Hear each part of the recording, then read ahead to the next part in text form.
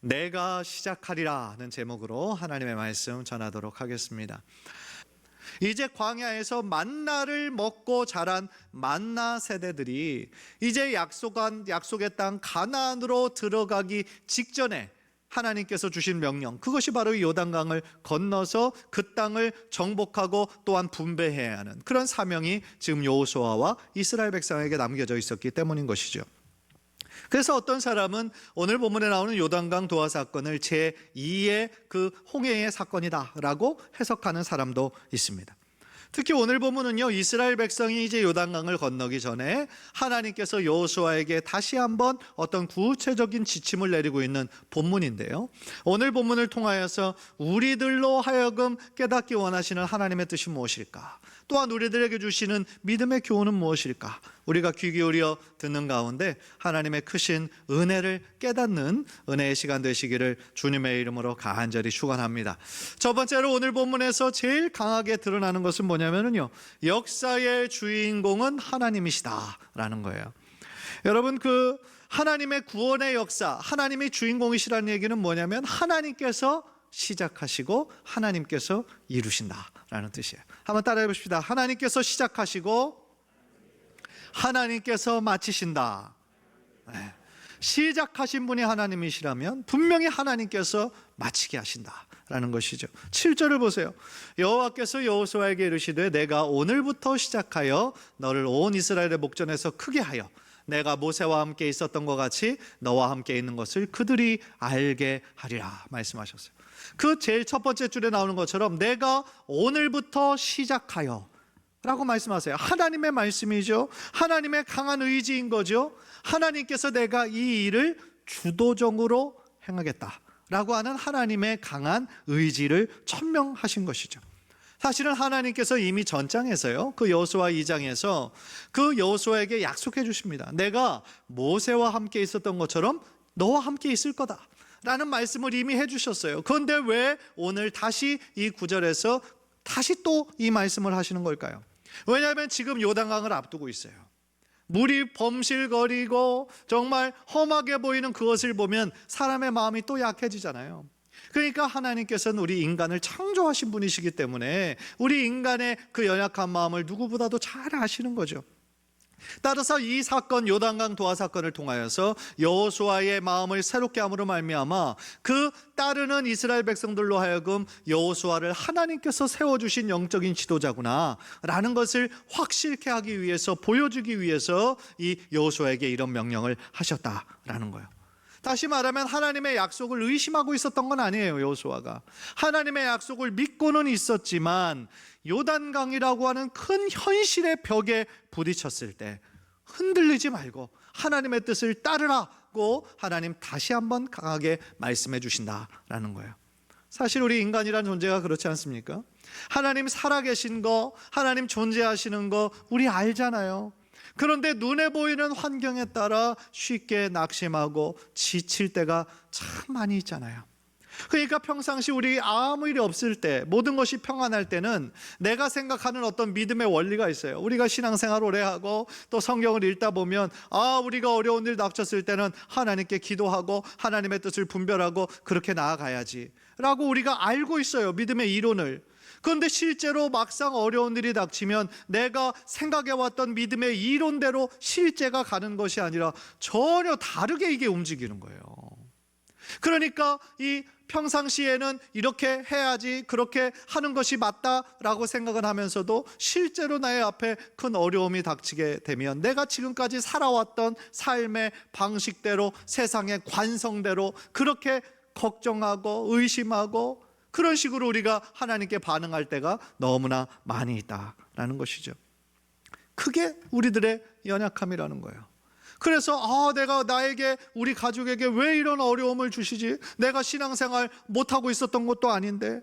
그러니까 이론적으로는 고난이 하나님의 변장된 축복이라는 것을 알면서도 실제는 그 어려움을 믿음의 눈으로 해석하지 않고 세상의 눈으로만 해석을 하는 것이죠. 사실은 하나님께서 어려움을 주시는 것은 그 어려움을 통하여 우리가 정말 우리들의 시선을 다시 한번 하나님께 돌리기를 원하는 것이고, 우리 안에 있었던 나의 자아를 믿고 나의 경험을 믿던 나의 교만을 내려놓고 회개하기를 원하시는 하나님의 뜻이 있음에도 불구하고 우리는 너무나 쉽게 나의 생각대로만 결론을 내버리고 기도조차 하지 않을 때가 얼마나 많이 있느냐는 거예요. 안타까운 일인 거죠. 사랑하는 성도 여러분, 하나님의 일은요, 하나님께서 시작하시는 줄 믿습니다.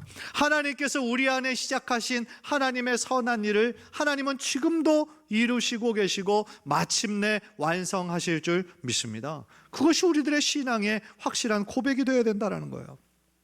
사실 이스라엘 백성을 하나님께서 애굽에서 그 출애굽 시키실 때도요, 그때도 역시 하나님이 모든 것을 주도적으로 하신 거예요. 이스라엘 백성이 믿음이 좋아서 그들이 어떤 것을 믿음의 행동을 해서 주어진 것이 아니라 하나님께서 그들을 강권적으로 이끄심에 이스라엘 백성들은 순종했기만 했다라는 것이죠. 지금도 이 본문에서도 마찬가지라는 거죠. 지금 요단강이라는 큰 현실적인 벽이 지금 이스라엘 백성들에게 놓여 있지만, 또 가나안 땅에 들어가서도 가나안 족속들과 또 싸워서 또 이겨야 되는 그런 큰 과제가 있지만, 모든 전쟁이 하나님께 속했음을 믿고 우리가 하나님의 편에 서고 하나님을 신뢰할 때에 그들의 삶에 참된 승리의 삶으로 하나님 인도하시잖아요. 11절을 보십시오. 보라, 온 땅의 주의 언약궤가 너희 앞에서 요단을 건너 가나니. 그랬어요. 온 땅의 주인, 온 땅의 주님 되신 하나님의 언약궤가 너희 앞에서 요단을 건너가실 것이다.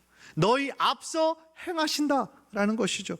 그래서 너희는 그저 하나님께서 앞장서신 것을 따라 우리는 뒤따라가기만 하면 된다라는 거죠.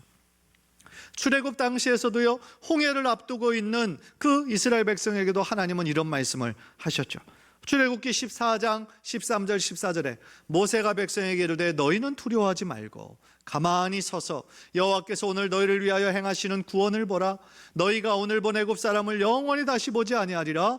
여호와께서 너희를 위하여 싸우시리니 너희는 가만히 있을지니라 말씀하시잖아요. 너희는 그저 믿음의 눈으로 내가 싸우는 것을 목도하라.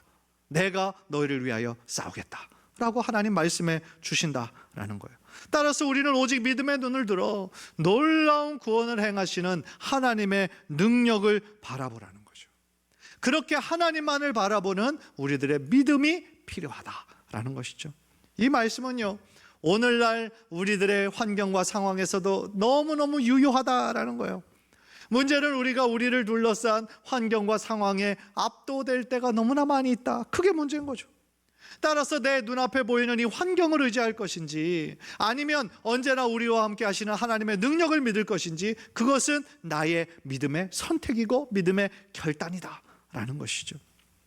간절히 바라기는 어떤 상황 가운데 있든지, 어떤 어려움 가운데 있든지 능력의 하나님을 바라보며 하나님께서 행하실 것을 기대하는 마음으로 하나님의 길에 선택하는 우리 귀한 성도님들 되시기를 주님의 이름으로 간절히 축원합니다.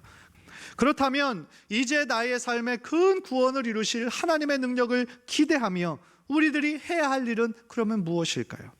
하나님께서 시작하시고 하나님께서 이루실 것을 믿지만 하나님을 따르는 자로서 우리들에게 요구되는 어떤 믿음의 행동은 무엇일까요? 크게 두 가지가 있는 것 같아요. 하나는 뭐냐면 우리들의 성결한 삶으로 하나님께 나아가야 된다. 그리고 또 다른 하나는 요단강에 발을 내딛는 순종이 있어야 된다. 성결한 삶과 순종이 있어야 된다라는 것이죠. 먼저 성결한 삶을 좀 살펴보기를 원합니다. 5절을 보십시오. 여호수아가 또 백성에게 이르되 너희는 자신을 성결하게 하라. 여호와께서 내일 너희 가운데 기이한 일들을 행하시리라 말씀하셨어요. 자신을 성결하게 하라. 그 명령은 무엇인가요? 성결이라는 건 뭐예요? 거룩함을 의미하는 거예요.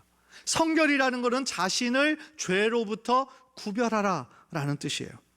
이스라엘 백성들은요, 하나님의 임재를 경험하기 전에, 하나님께 예배하기 전에 늘 자신을 깨끗하게 되는 정결법이 있었어요. 율법에. 그래서 자신의 옷을 세탁하는 법이라든지, 혹은 하나님의 임재가 있기 전에는 여성을 가까이 하지 않는다든지, 이 이스라엘 백성들만의 어떤 정결법이 있었어요. 따라서 이 말씀, 너희는 자신을 성결하게 하라, 이 말씀은 뭐예요? 우리들의 몸과 우리들의 마음을 깨끗하고 거룩하게 구별하라는 뜻이에요. 그 정해진 시간만큼은, 하나님의 임재가 있겠다라고 약속하신 그 정해진 시간만큼은 우리들의 마음을 깨끗하게 이 죄악으로부터 구별해내라, 성결하게 하라. 그것이 바로 하나님의 명령이다라는 거예요.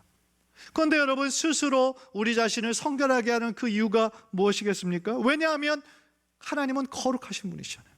거룩하시다라는 것은 뭐예요? 완전하신 분이시다라는 거예요. 죄가 하나도 없으시다라는 거예요. 따라서 우리가 하나님의 임재를 정말 갈망하고 하나님의 임재를 위해 기도하고 있지만, 내가 죄에 있는 그대로의 모습으로 하나님 앞에 나아갈 수가 없다는 거예요. 왜냐하면 하나님께서 우리를 사랑하지 않아서가 아니라 하나님은 거룩하신 분이시기 때문에 죄가 있는 죄인들을 가까이 할 수 없기 때문에 그렇다라는 거예요. 따라서 그들이 앞으로 싸워야 될 이 싸움, 가나안을 정복해야 되는 싸움은 어떤 싸움이에요? 하나님께서 주인 되어주시러 싸워주시는 거룩한 전쟁이잖아요. 따라서 이스라엘 백성들은 그 하나님의 인도하심에 참여하기 위해서 자신들의 거룩하고 성결한 삶이 요구되었다라는 뜻인 거죠. 여러분들 신명기 23장 14절을 보십시오. 이는 내 하나님 여호와께서 너를 구원하시고 적군을 내게 넘기시려고 내 진영 중에 행하심이라. 그러므로 내 진영을 거룩히 하라. 그리하면 내게서 불결한 것을 보시지 않으므로 너를 떠나지 아니하시리라 라고 말씀을 하시죠. 즉 하나님께서 이스라엘 백성 중에 거하시고 동행하시기 위해서 뭐를 해야 돼요? 이스라엘 백성 각 개인들의 삶뿐 아니라 그들이 거하는 진영까지 깨끗하게 해야 됐다라는 거죠. 혹시나 진영 안에 거룩하신 하나님께서 임하시지 못할 그것을 막을 어떤 죄와 더러움이 있을까 봐 그 진영을 깨끗이 하라고 하나님께서는 명령하셨다라는 거예요. 따라서요, 오늘 본문에서 이스라엘 백성이 하나님 앞에서 거룩하고 성결함을 유지해야 했던 결정적인 이유, 바로 거룩하신 하나님의 임재를 위한 저들의 마음의 준비였다라는 거죠.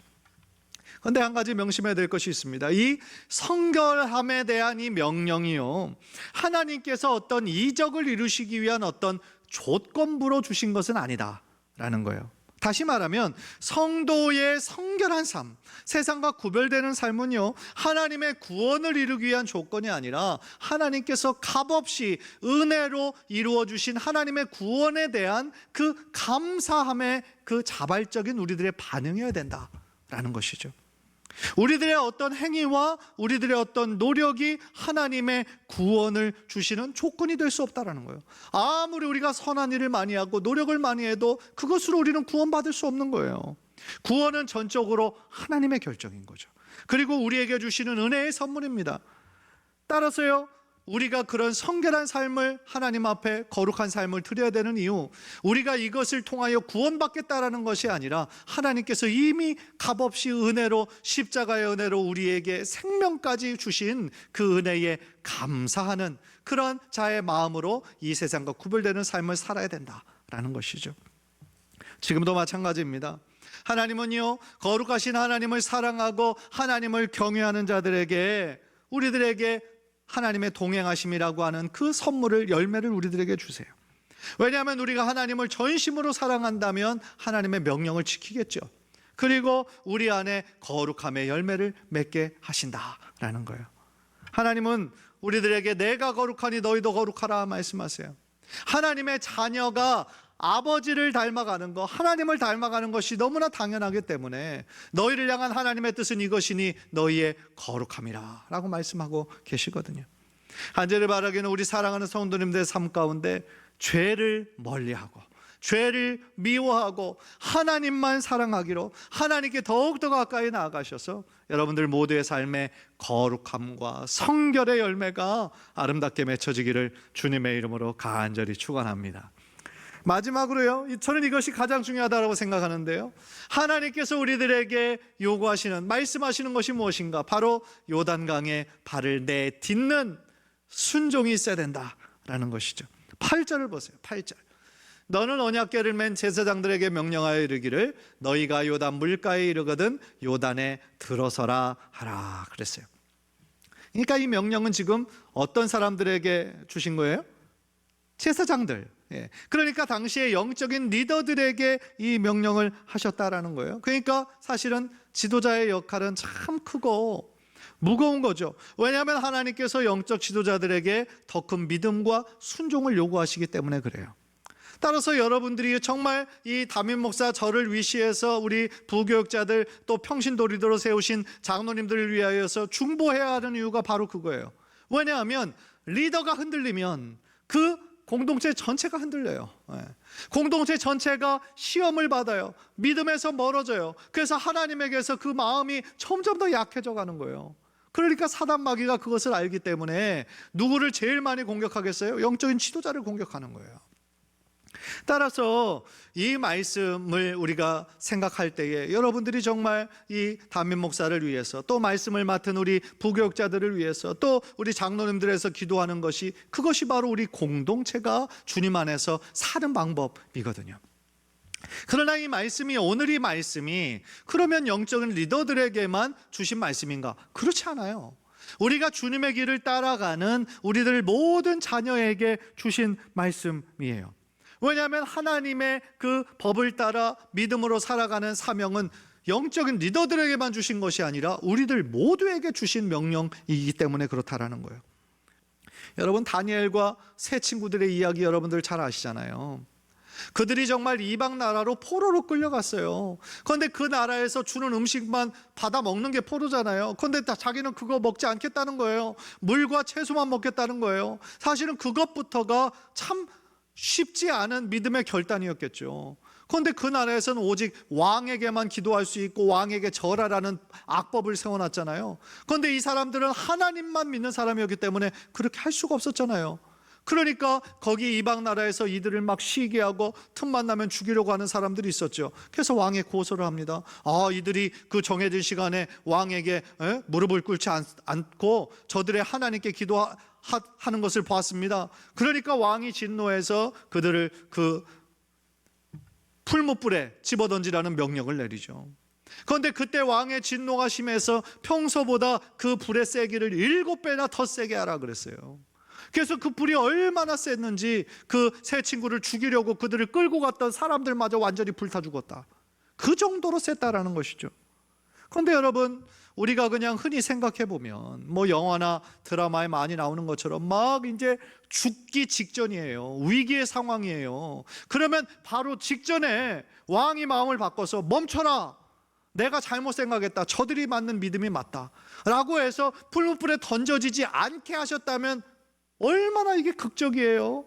세 친구들도 아마 정말 평생의 귀한 간증이 남았겠죠. 다른 사람들도 야, 정말 너무 극적이다. 하나님께서 이렇게 역사하셨구나 라고 그렇게 깨달을 수 있었을 거예요. 그런데 안타깝게도 그런 일은 일어나지 않았어요. 풀무불에 던져졌어요. 죽어야만 됐어요. 그죠? 던져졌어요. 그런데 우리가 그 이야기를 아는 것처럼 풀무불에 던져졌을 때 이상하게 어떻게 됐습니까?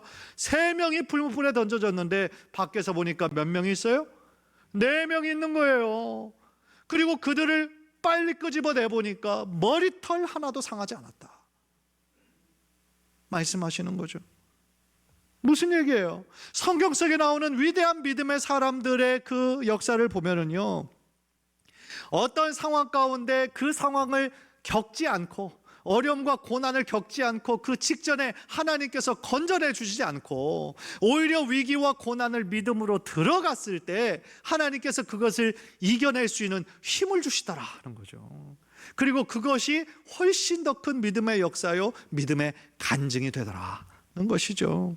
사실 성경 속에 나오는 여러 사람들을 보면은요, 다 그랬어요.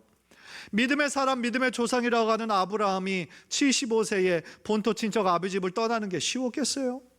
75세는 안주할 나이예요. 그죠? 그리고 그 당시에는 본토 친척 아비 집을 떠난다는 것은 이제 위험 가운데 노출된다는 얘기예요. 자기를 지켜주는 것이 아무것도 없다는 얘기예요. 그런데 한 번도 가보지 못한 나라로 간다고요? 하나님의 음성만을 듣고 무모한 얘기인 거죠. 그러나 하나님께서는 하나님의 그 무모한 말씀만을 듣고 믿음으로 순종하는 자에게 하나님의 역사를 이루시잖아요. 에스더의 이야기는 어떻습니까? 왕이 부르지 않으면 왕비는 나아갈 수가 없는 거예요. 부르지 않았을 때 나가면 어떻게 되냐면 죽는 거예요. 아니 그러면 하나님께서 좀 나아갈 수 있도록 길을 열어주셔서 왕의 마음을 바꿔주셔서, 아니 좀 왕 앞에 나아갔을 때 지금 유대가 이렇게 다 죽게 됐습니다, 이것은 적들의 모함입니다 라고 말씀드릴 수 있으면 얼마나 은혜롭고 좋아요. 그런데 그런 상황이 아니라 왕이 끝까지 부르지 않아서 이제 죽음을 각오하고 내가 죽으면 죽으리다, 내가 이렇게 나아갈 거니까 우리 온 유대인들은 정말 3일 동안 물도 마시지 말고 좀 금식하며 기도해달라, 내가 죽으면 죽으리다 라고 나가겠습니다 라고 나아갔을 때 그 순간 왕의 마음이 변하잖아요. 무슨 얘기입니까? 고난과 어려움 직전에 하나님께서 극적으로 건져내 주시는 것도 감사한 일이지만, 사실은 더 많은 경우 우리들의 삶에 고난과 어려움이 있지만 그럼에도 불구하고 믿음의 발걸음을 우리가 내디뎠을 때에 하나님께서 역사하시더라는 거죠. 그게 중요하다라는 것이죠. 사랑하는 성도 여러분, 우리 성도님들에게는 이런 믿음이 있으십니까? 그런 확신이 있으십니까? 때때로 우리들의 삶에는요, 믿음의 결단과 순종을 요구하실 때가 있는 것 같아요. 아직 내 앞에 어려움과 환경이 막 마치 큰 여리고성처럼, 벽처럼, 아니면 홍해처럼, 요단강처럼 내 앞에서 막 가로막고 있을 때가 얼마나 많아요. 두렵죠. 두려워요. 그러나 그 순간에 내가 하나님만 믿고 발걸음을 내디딜 것인가, 아니면 그냥 편한 길로 돌아갈 것인가, 아니면 뒤로 갈 것인가는 우리들의 선택이다라는 것이죠.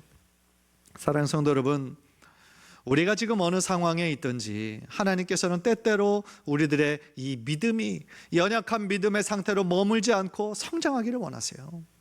그냥 유아기처럼 부드러운 음식 주는 것만 받아먹고 계속 그냥 그 연약한 믿음 가운데 있는 걸 원치 않으시고, 하나님께서는 그 믿음이 자라기를 원하세요. 청년의 믿음으로 장성한 분량으로 이루기를 원하시거든요. 그런데 그 믿음은 어떻게 나아갈 수가 있습니까? 어떻게 성장해요? 순종을 통해서 성장하는 거예요. 한 단계 한 단계 우리들에게 요구하시는 그 믿음의 그 순간 가운데, 내가 비록 내 앞에 요단강이 넘실거리고 나에게 두려움을 주지만 내가 믿음의 발걸음을 그 찬물에 내디뎠을 때에 하나님께서 그에게 감당할 수 있는 믿음과 능력을 허락하신다라는 거예요. 간절히 바라기는 우리 성도님들, 물론 지금 참 다 어렵죠. 힘들죠. 예. 고난 중에 있죠. 질병 가운데 계신 분도 있고요. 예. 많은 어려움이 있어요. 그러나 하나님께서 이 모든 계기를 주신 것은, 하나님의 우리를 향한 뜻은 재앙이 아니에요. 하나님은 좋으신 분이고 선하신 하나님이시잖아요. 우리들에게 허락하시는 것은 하나님이 우리를 골탕 먹이려고 나쁜 목적으로 주시는 건 단 하나도 없어요. 하나님은 선하신 분이세요. 하나님은 좋으신 분이세요. 때때로 그래서 우리들의 삶에 이런 어려움이 있는 거, 우리가 원하는 대로 잘 되지 않는 거, 그것이 오히려 하나님의 사랑의 표현인 거예요. 간절히 바라기는 우리 성도님들 어떤 상황이든지 우리들의 믿음 흔들리지 않고 하나님의 아버지, 하나님을 더욱더 신뢰하며 나아갈 때에 하나님의 임재와 하나님의 동행하심이 여러분의 삶에 늘 함께 하시기를, 그래서 여러분들의 믿음이 지금보다 더 한 단계 성장하고 더욱더 강하고 담대한 믿음을 갖게 되기를 주님의 이름으로 간절히 축원합니다.